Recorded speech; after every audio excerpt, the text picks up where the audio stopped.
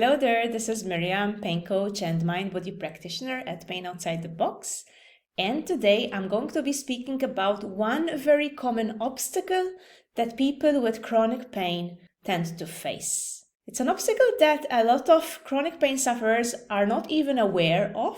And this obstacle is actually when they make the pain theirs. When we make our pain, our symptoms, our conditions our own in a permanent way.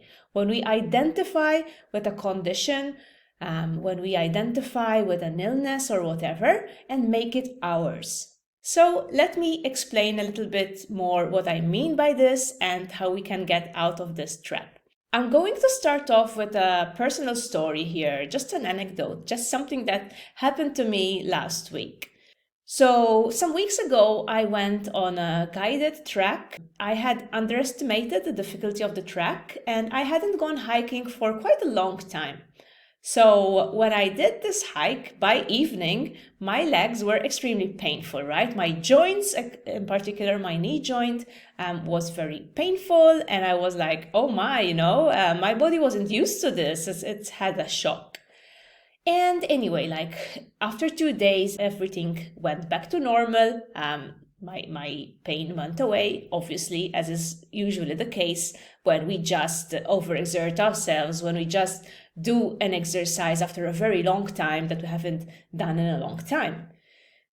But I actually went for another short walk in my neighborhood then a week later, and I met this person who I know and who I sometimes walk with, and I told her about this experience. I told her, I really need to increase my fitness levels. I really need to start walking more because that hike was really painful. I was not used to walking that distance anymore. And I told her my joints were really painful that evening and the next day.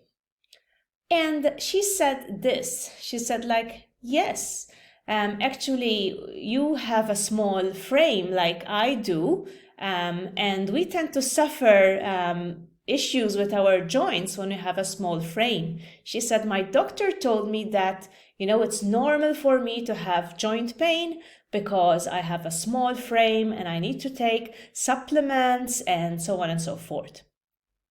And at first I didn't think much about this. And it was only later that I was like, wait a minute, right? Wait a minute. I just told her that I had pain because I had exercised much more than usual, a normal kind of pain. And she kind of made it mean that I am prone to having a joint issue, right? So this is actually, unfortunately, something that is very common among human beings. We assume that we have some abnormality, some condition, and just because a doctor tells us that we are prone to this condition, then we make it our own and we think that we're going to suffer from it, forever. And this belief, unless you realize that we're having this belief, can be extremely harmful if you have chronic pain. This could actually lead to what we know of as the nocebo effect. The nocebo effect happens when we get a scary health message, right? Let's say a doctor tells us that if we're going to walk too much, our back is going to hurt. And actually what happens is that our back will hurt every time we walk too much. When in reality, there could be another reason for our back hurting. It could be emotional, right? And it could be just like in my case, during that hike that I did, it could be just that I overexerted my body. My joints were not used to that amount of walking on rough terrain, right? Which is a reason that kind of is very temporary, and I was better within a few days. And if I were to go hiking again now, I would probably feel less pain because I'm fitter. Unless I believed this nocebo scary message, because if I did believe that my joints were prone to chronic pain, right? If I did believe that walking would cause pain in my joints, then the natural outcome would be that the next time I'm going for a hike, I'm going to have joint pain.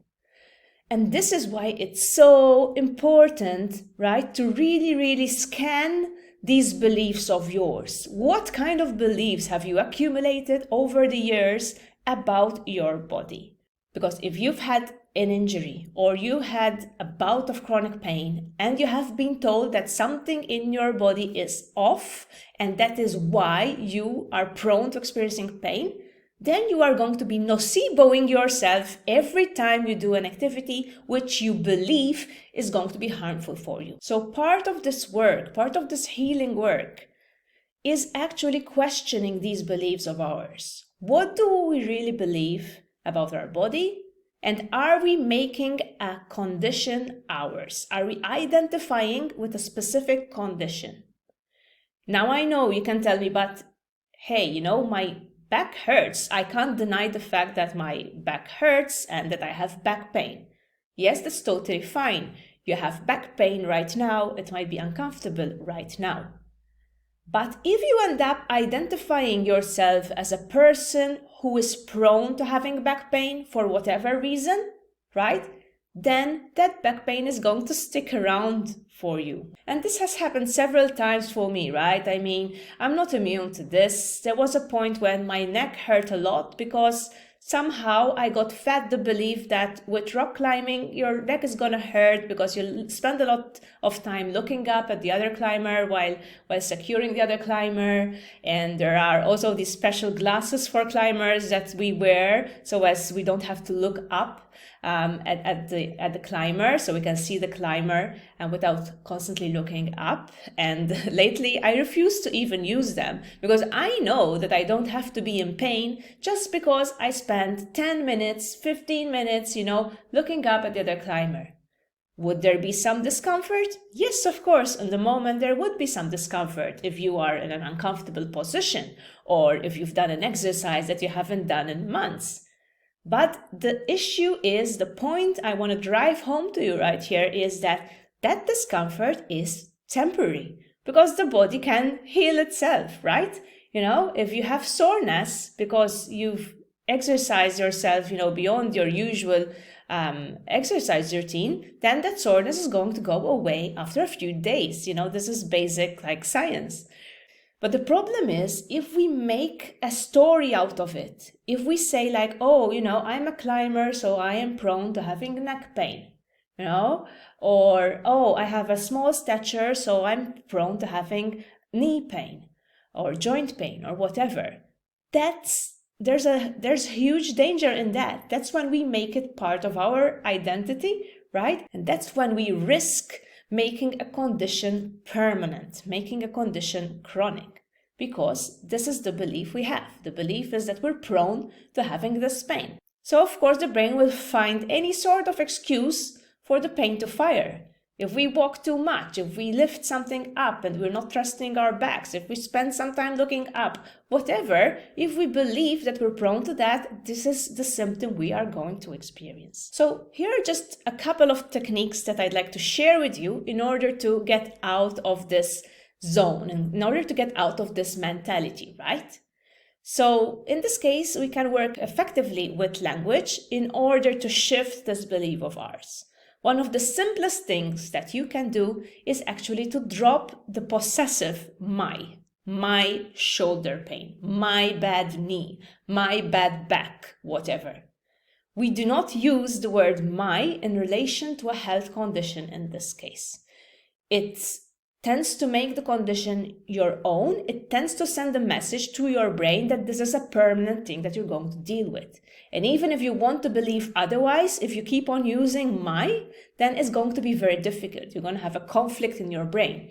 Part of your brain will think that, hey, well, this is our condition, my back pain. And the other brain will think that, but wait, maybe people are saying that we can heal, right? But there's still a conflict, right? So we have to believe that the body can change as it does and that we're going to heal. The other trick, technique, whatever you call it, is not to use permanent sounding statements to describe your condition. So there's one thing to wake up with a flare and say today I have a flare and it's quite bad, it's quite painful, I don't like it, whatever. But it's another thing to say here it is again. That's because I went walking yesterday. I can't go walking. I can't go on a plane. I can't ever do this. I can't ever do that because of my condition. That's a permanent sounding statement that's setting a very powerful negative expectation. And when you keep doing this, what happens is that once you do engage in an activity that's close to the danger zone, right, you're going to experience pain. So once you do go walking, even if you maybe walk for less, you're going to have pain. Once you decide to travel, oh my, and don't get me started on that, right?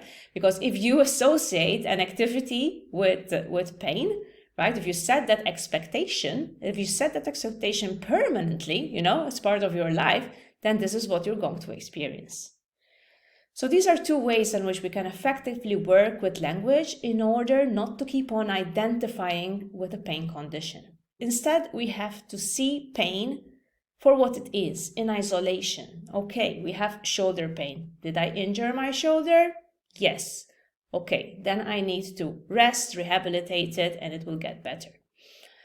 Did I not injure my shoulder? No, I did nothing to injure my shoulder. Then it could be emotional. It could be a mind-body syndrome.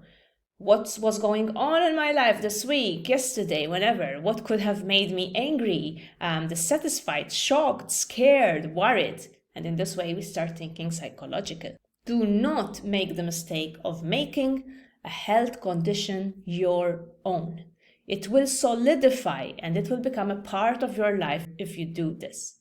And this is why I always also encourage people to leave any groups any social media groups that have to do with a specific condition, whether it's fibromyalgia, IBS, and these groups that tend to identify with this condition, that tend to kind of support people with this condition, but that promote this mentality that this is a permanent thing that you suffer from, this mentality that this is an illness that's outside of your control, I personally hate those kind of special t-shirts saying that like I suffer from this or whatever. It's not that I don't want people to be aware of how much other people may be suffering, because the suffering is real when you have these mind-body conditions. But, if you're going to wear a badge of honor, if you're going to kind of make it your mission to state that this is what you suffer from and you want other people to know that, you are solidifying this belief that your condition is permanent and that there's nothing you can do about it. So it is ultimately your choice, right? Do you want to wear this badge of honor? Do you want to make that condition yours? Or do you want to look at it as a temporary thing, as a temporary issue that you're dealing with, as a puzzle even, an emotional puzzle maybe, an emotional and physical puzzle? How can you solve it, right? What does it mean? If you can bring in this curiosity instead, it will make all the difference. So I hope that I've given you something to think about here. Think about how you identify with your condition, with whatever you suffer from, and how you talk about this condition as being yours, how you expect your body to behave because of what you've been told by other people, by medical professionals even, right? And decide, do you really want to buy into that belief? Or do you want to assume that this can change for you? It all starts with setting this very powerful assumption, which will allow you to take your power back. There is absolutely no power to be had in assuming that your condition is permanent and is there to stay. That's all from me for today, and I wish you all the best in life and health. Bye-bye.